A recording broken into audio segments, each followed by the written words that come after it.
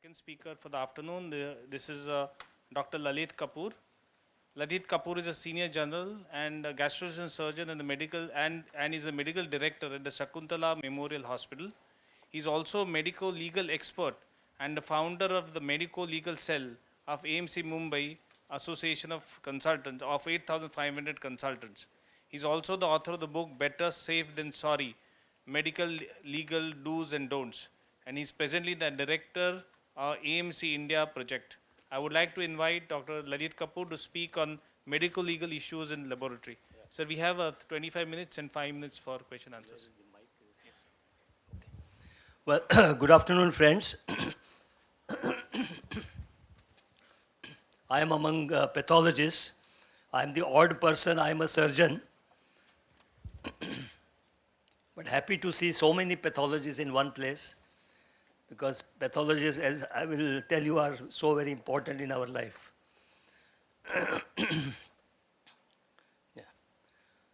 I have interest in, and I'm a surgeon, but I'm here because of my interest in medical legal problems. And I was asked to speak on medical legal issues relating to pathology work. All right. Now, medical legal liability, as you are all aware, is now an increasingly challenging reality for doctors.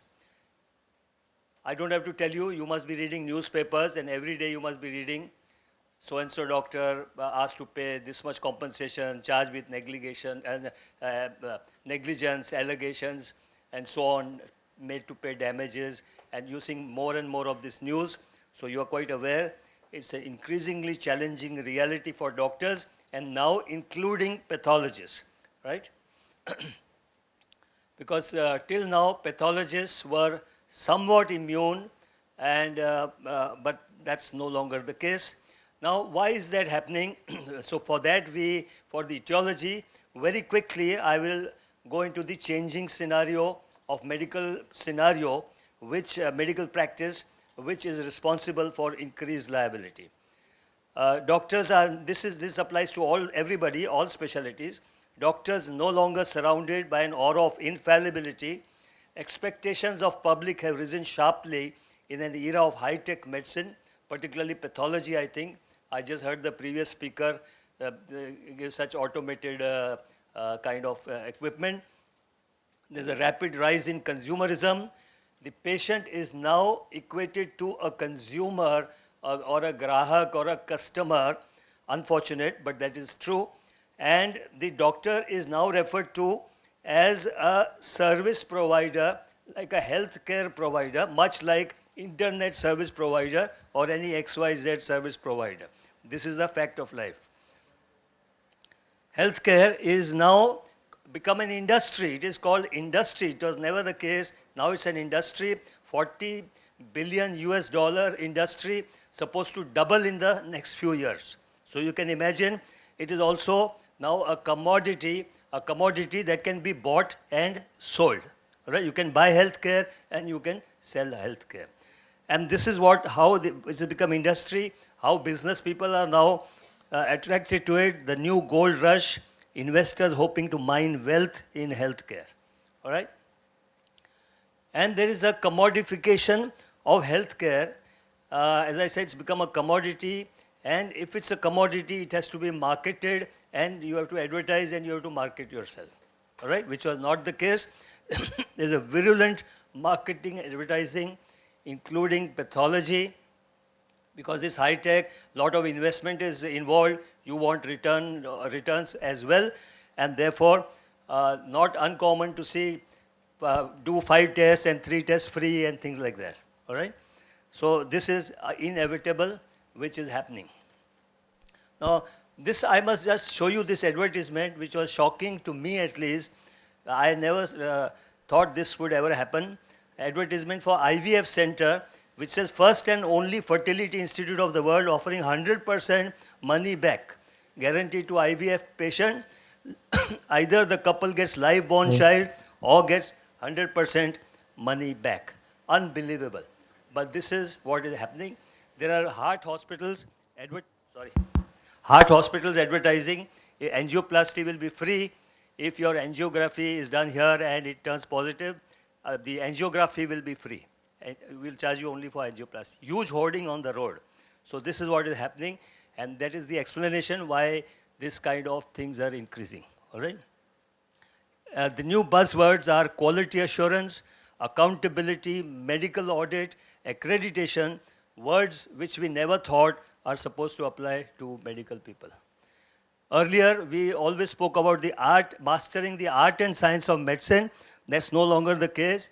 To succeed, you have to learn the art, the science, the commerce, and the law of medicine. Only then you are going to be successful. All right? Please remember, that's a change. Now coming to your specialty, pathologists are now very important people in patient care. Extremely important people in patient care, and I'll tell you why. Because more than 70% of clinical decisions are taken on lab reports. Pathologists, though pathologists rarely come in direct contact with the patient. The incidence of malpractice litigation against pathologists has now increased. This is our experience because our association has a medical legal cell where we assist our 8,500 members who are consultants from all branches, and we are now noticing that this thing has increased quite a bit in the last couple of years. And of course, the pathologists are now more accountable. They were earlier more in the back seat, but now they have come in the front seats because clinicians are dead, and stethoscope is a historical symbolic instrument, and therefore palpation, percussion, auscultation is gone, and all that remains is you people, pathologists. So we depend on you. Whatever you say, we diagnose. All right? So you are extremely important people. Sorry, this is stuck.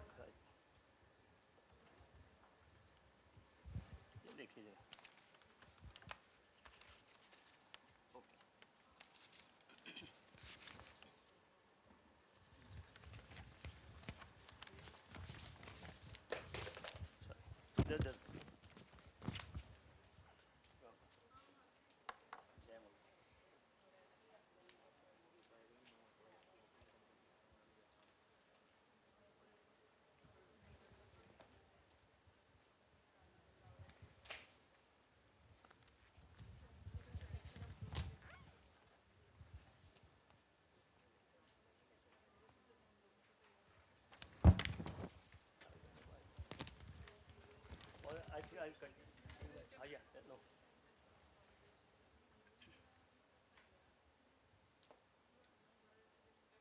Okay, doesn't matter. I think we won't waste time. Meanwhile, while they are trying to work out the technology, let me continue. The incidents now, incidents of malpractice, incidents of malpractice action against pathologists on the rise. In USA, it is estimated that most pathologists will have at least one suit filed against them during their career. All right? Higher risk subspecialties, dermatopathology, cytopathology, hematopathology, it is estimated to be 10%. In the USA, means 10 out of 100 pathologists would have this problem. Clinically significant diagnostic error in surgical pathology, cytopathology ranges from 0.25 to 6%. Cervical cytology, 29.3% cases false negative for invasive carcinoma of the cervix. And in a study of 6,000 cases in journal Cancer, reported 2 out of 100 biopsy reports were incorrect, underreporting or overreporting. All right? Now, what is negligence? Very quickly, negligence is a deviation from the accepted medical standards of practice, which results in damage to the patient. All ingredients must be there to be called negligence. All right? It is also doing an act of commission or omission which a reasonable, prudent physician would have never done or would not have omitted to do. That means you did something which you should not have done or didn't do something which you should have done. And my definition of negligence is very simple. What is the opposite word for negligence? Anybody? Opposite word for negligence? Opposite word is diligence. So, if you were diligent, then you were not negligent. All right? So, what is diligent is not negligence. And why this is important? Because if you are accused of negligence, you got to show you were diligent. How you were diligent, you followed everything. If you were diligent, obviously you are not negligent. Now there are three phases of error. These are the words which you people are very familiar. Pre-analytic area, analytic, and post-analytic. These are the three areas where the problems arise. Now, the pre-analytic, of course, I don't have to tell you, appropriateness of the specimen, adequacy, specimen mix-up, poor clinical information which you might have.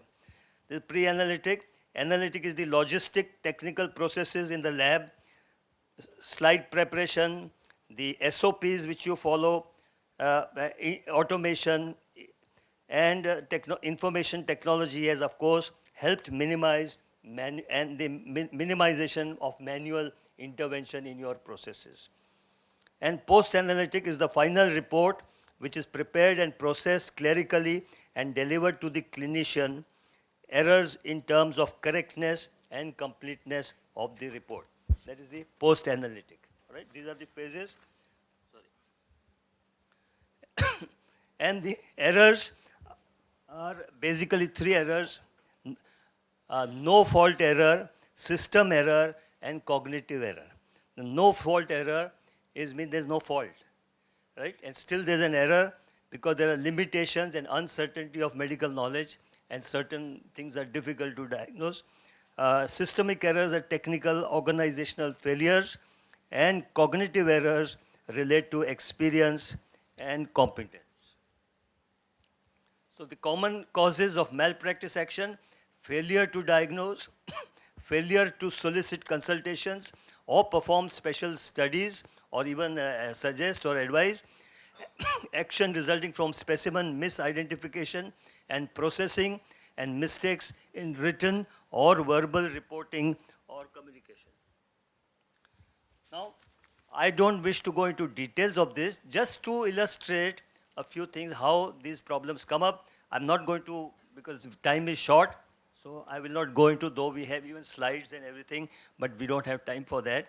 A 46-year-old woman had needle core breast biopsy for self-detected lesion in the breast. It was interpreted as showing fibrocystic changes only because the mammographer did not have a high level of suspicion for malignancy. Nothing further was done.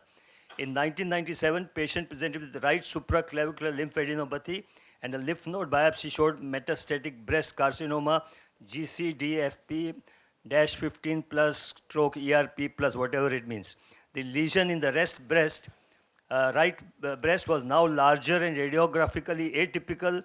Excision of it showed invasive ductal carcinoma. When recuts were prepared to another medical center, a focus of invasive carcinoma was seen that had not been represented in the original slide. So this was underreporting. 41-year-old man presented with rapidly worsening, I'm so sorry, abdominal pain, and was found by abdominal MRI scan to have thickened bowel segment ileocecal junction, underwent laparotomy, resection of the intestine. Because of presence of transmural chronic inflammation fibrosis in the bowel wall, diagnosis of Crohn's disease was made. Despite treatment with steroids, patient had recurrent abdominal pain and weight loss, and was found 9 months later to have a huge retroperitoneal mass. Biopsy established diagnosis of large cell lymphoma, and retrospective review of the original bowel resection disclosed tumor in that specimen as well. The patient died 3 months later. 35-year-old woman had 4 centimeter irregularly pigmented lesion in skin of the left leg, and they took a punch biopsy, interpreted as a compound nevus. Patient was told it's benign, need not be excised. When the mass enlarged, began to bleed 11 months later. Patient saw another dermatologist who did a complete excision, and it was a obvious melanoma in vertical growth with a breast floor depth of 4.1 mm associated with the compound nevus. Woman subsequently manifested metastasis in the brain and died 2 years later. Pathologist was sued, but not the first dermatologist. And similarly, FNA examination, I won't read it. It's again something which it was a fibroadenoma and diagnosed as a malignant, which was later on excision not proved to be the case. There was 24-year-old man with painless mass in right Achilles tendon, which enlarged over 6-month period. Fine needle aspiration interpreted as pigmented villonodular tenosynovitis. No therapy recommended. 8 months later, mass increase showed a clear cell sarcoma, and patient died of pulmonary metastasis subsequently. Okay. Similarly, lung cancer, I won't say they did some bronchial brushing later and washing, and then that was interpreted as a squamous histoplasmoma, and subsequently there were problems. Okay. Now, let me tell you that needless to say that all these cases were followed by litigation. The relatives, patient claimed a lot of compensation, and which was awarded in some cases and not awarded in some cases. Now, I'd like you to, just talk about this case in a little bit detail. It happened in Indore, city of Indore, and the Bombay, 2 pathologists from Bombay were also involved. So please permit me to tell you this case a little bit in detail.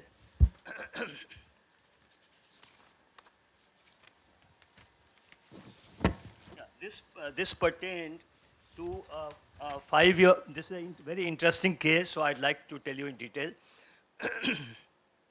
This was a 5.5-year-old boy shown to orthopedic surgeon for pain in the left shoulder. X-ray was taken and a diagnosis of acute osteomyelitis was made. Post, the surgeon decided to operate. He opened the area and he curated the whole thing. There was no pus, but he felt it was a cyst. And they did curating of the cyst was done. He did curating of the cyst, but somehow he was little suspicious, though there was no other soft tissue mass.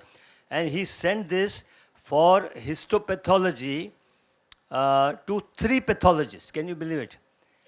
He sent it to 3 different pathologists. He was suspicious. I don't know why he sent to 3 pathologists. The first pathologist said, suggestive of aneurysmal bone cyst, query osteoclastoma. Please interpret in light of clinical and X-ray findings. No evidence of malignancy seen in section studied. This was pathologist number 1. Pathologist 2 said, solitary cyst of humerus, no evidence of malignancy. Pathologist 3 said, query aneurysmal bone cyst, no evidence of malignancy. Now, as if this was not enough, pathologist number 3, her colleague was in USA Mayo Clinic. So she sent the slide to Mayo Clinic now. Mayo Clinic to this Dr. Unni, some Dr. Unni in Mayo Clinic, her colleague. And he said, Mayo Clinic said, aneurysmal bone cyst. All right? So now we have 4 pathologists saying there is no malignancy. 2 months later, this boy got recurrence of the swelling. And he went to the orthopedic surgeon again.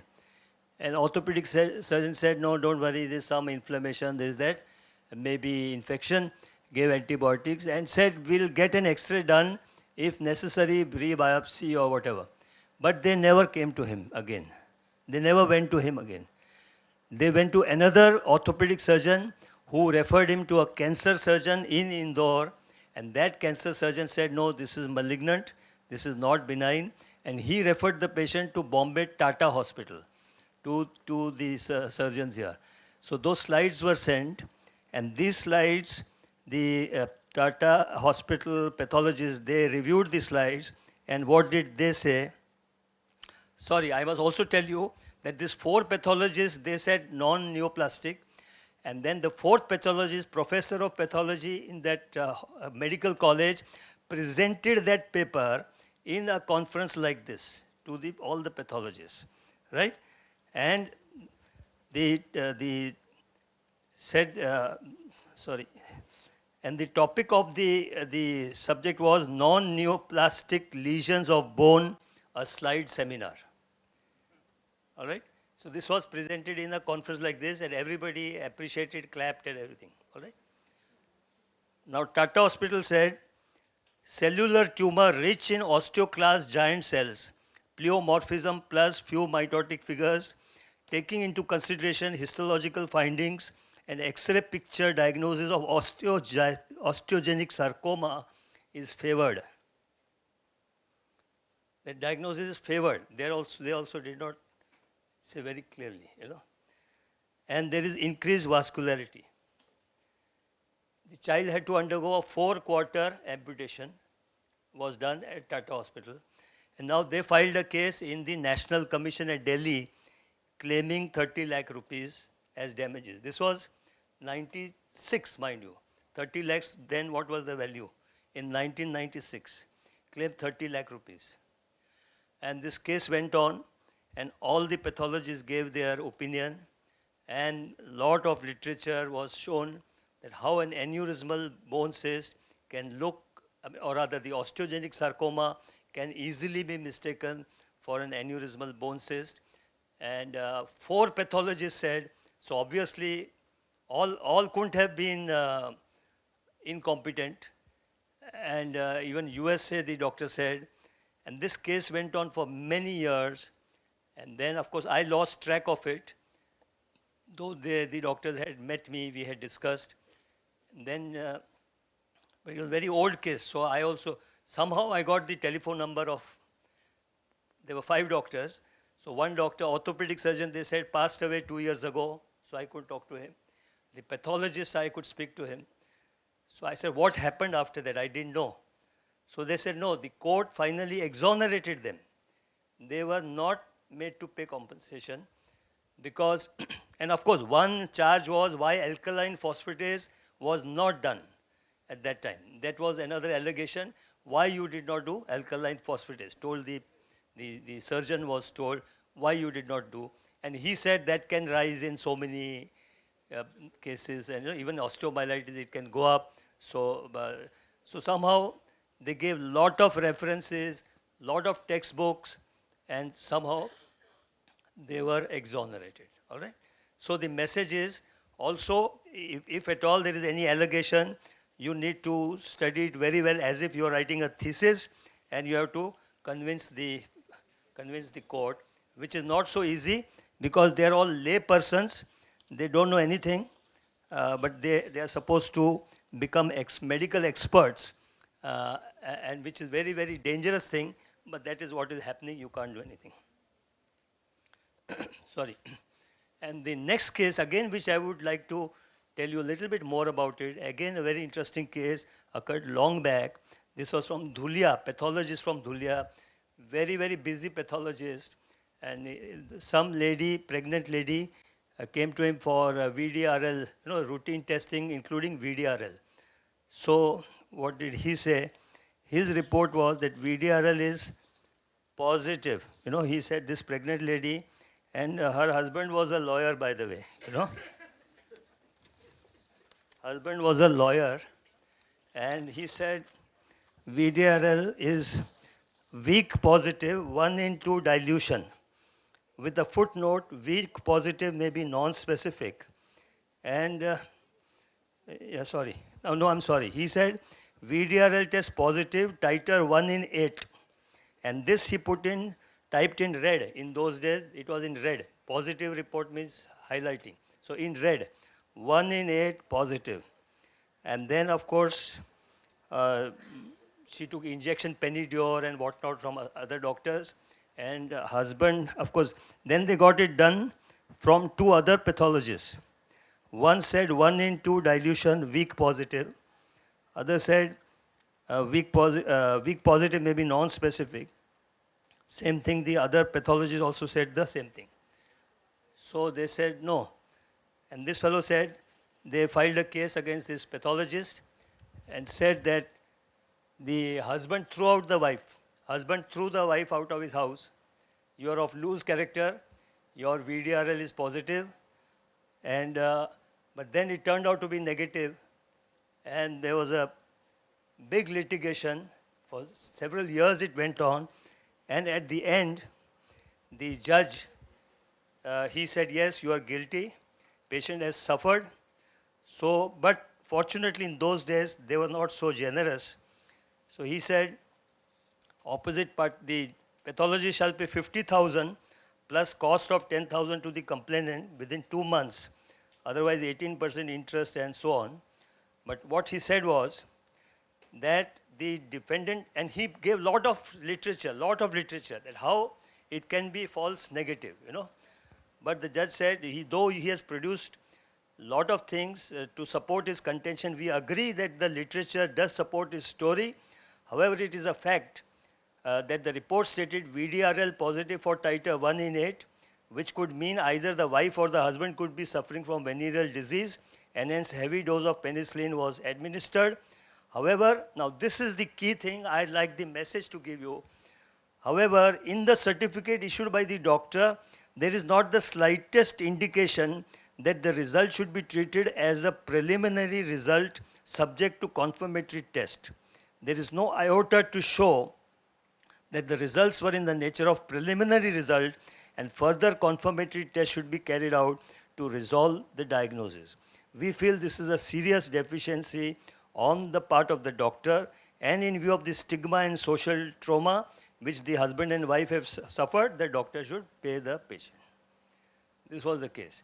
So my point of saying this is that the disclaimer, that is the next question, what is the value of disclaimers which many pathologists put? Okay, I think it's very important. It does help, disclaimers do help. So please make sure that you put disclaimers in your reports, all right? Saying that so many variables are there, specimen quality and all that, all right?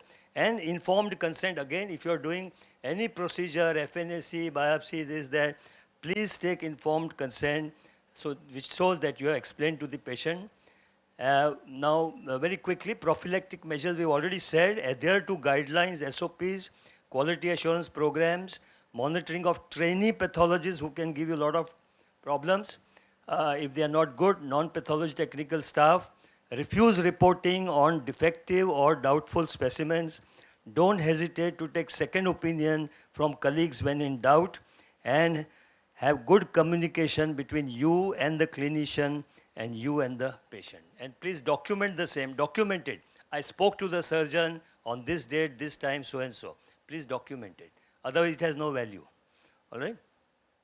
And professional indemnity insurance, if there's anybody here who not covered with professional indemnity insurance, please go tomorrow. Today is Sunday, you can't do today. Go tomorrow and get the professional indemnity insurance. And in today's time, please take 1 crore cover, because courts are awarding 50, 60 lakhs at the drop of a hat. Please get covered for 1 crore minimum, I'm telling you. And it does not cost much. For a pathologist, it may cost, I don't know how much, 10,000 rupees. Less than you pay for insurance for your car, all right? And totally tax deductible. Please have this security that you are insured. Should you have to pay compensation, there is somebody who will pay for it. Please don't omit to do that, all right? And to summarize, dramatic changes are taking place in healthcare scenario. We need to identify these changes and develop coping mechanisms, because according to me, the best way to deal with medical legal problems is to prevent them.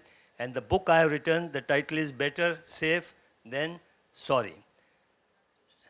Life can only be understood backward, but it must be lived forward, said by a Danish philosopher. Thank you, ladies and gentlemen.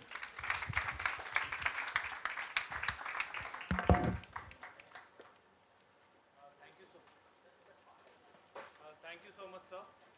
I'm sure we will have a lot of questions. I would like to have questions if you have any.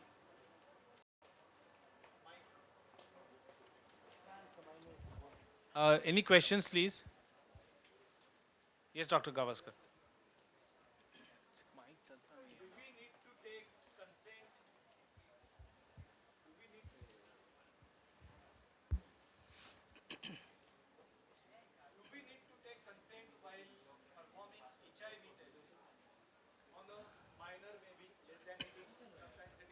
Yeah. See, in India, there is no such practice, there is no such law in India. But the fact is that if you do an HIV test of somebody, you must have pre-counseling, post-counseling available to you, number one. Number two, ideally, in USA, for example, they have a consent form which says we have explained why we are doing it and what if it is positive, that is the counseling. Because in Mumbai, one advocate in Bombay hospital, his HIV was positive. They had not asked him also. And they just told him bluntly, some RMO said, your HIV is positive. Next day, he jumped from the 5th floor and died. He jumped and killed himself, all right? So that counseling has to be done, that look here, even if it's, and of course, you need to say Western blot test, all that, you just don't easily do it, easily don't call him positive. Yeah. Sometimes the doctor themselves say in the requisition, without mentioning HIV, they don't explain to the patient that your HIV is being done. No, that is wrong. They write test for Seropositive. immunodeficiency. Seropositive, they write. Yeah, sometimes they write test for immunodeficiency and verbally inform No, us to no, do the that test. is wrong. That is wrong and it is illegal. You must explain, you must do counseling. Yeah. Seropositive. Should the report be handed to the patient or See, if it is an adult, that is above 18 years, right? Minor is different, you tell the guardian. If it is adult, you are supposed to tell after doing all confirmation, you have, it's a very important test, very important thing. You must tell the patient, explain to the patient, this is what it is. Of course, you have to do it in a prescribed manner, post-counseling, what they call it post-counseling, right? But you have to. If you don't, and later he comes, you are in trouble, all right? That you are not told. And you're working with our clientele and we're giving reports and all that. We don't have a medical cover. Can they sue me up for any case? Yes, if Do I need to have, does the army take it over as vicarious responsibility or is it individual? yeah, actually your employer. What is the meaning of vicarious liability? Employer is responsible for the action of the employee. If you are an employee, then the liability lies with your employer. If it is a civil compensation matter, criminal matter, only you and you are responsible. If it's a criminal charge, all right? But criminal negligence. But civil negligence, your employer is supposed to cover you up. I'm a private practicing pathologist. Many of the times I receive the samples from the indoor patients, and sometimes I receive samples only. And I will have to issue the reports to the clinician only. So sometimes the patient's relative, nobody is coming in the direct contact with the laboratory. And the reports are being issued to the doctor only. One case, another case, sometimes the patient comes at the lab, gives the sample and gives the instruction that kindly send those reports to my doctor only. Nobody will come to collect the report. And in that case, something like for example HIV, for that case only, it comes positive and the report is being issued. Now what will happen in that? No, you must issue to the doctor who has referred to you. No, that is fine, Yeah. but you told that the counseling and all these things has to be done, then what will happen in that case? No, you have to say, please meet your doctor. That's not your job. No, there is no direct contact at all. Ah. Reports are being issued as such. Okay, then And what that's is the problem then? Where is the counseling part in that case? So that you don't do. The doctor, who is going to interpret that report? He has to show it to his doctor, no? He has to go to his doctor. Yeah, that is Yeah. true, but the counseling part will not be there. No, not at all. And it has to be confidential, that is correct. You can tell the patient, you can tell his doctor, but don't tell anybody else, not even his spouse, not even husband, not even wife.